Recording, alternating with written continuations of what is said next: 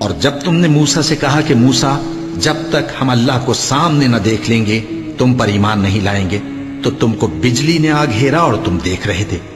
پھر موت آ جانے کے بعد ہم نے تم کو اثر نو زندہ کر دیا تاکہ احسان مانو،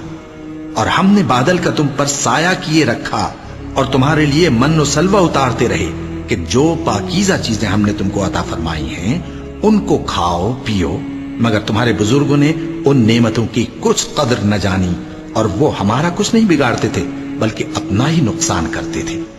اور جب ہم نے ان سے کہا کہ اس گاؤں میں داخل ہو جاؤ اور اس میں جہاں سے چاہو خوب کھاؤ پیو، اور دیکھنا دروازے میں داخل ہونا سجدہ کرتے ہوئے اور حطوتن کہنا،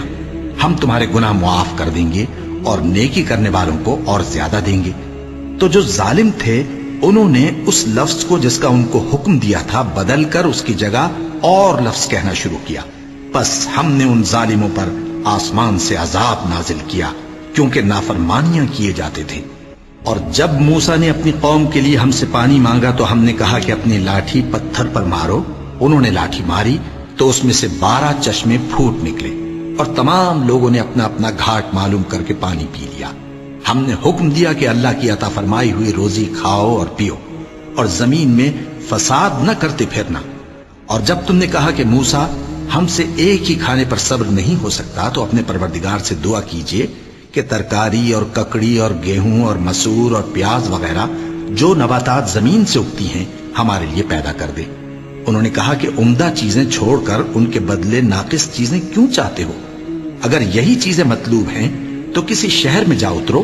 وہاں جو مانگتے ہو مل جائے گا۔ اور آخر کار ذلت و رسوائی اور محتاجی و بے نوائی ان سے چمٹا دی گئی اور وہ اللہ کے غضب میں گرفتار ہو گئے، یہ اس لیے کہ وہ اللہ کی آیتوں سے انکار کرتے تھے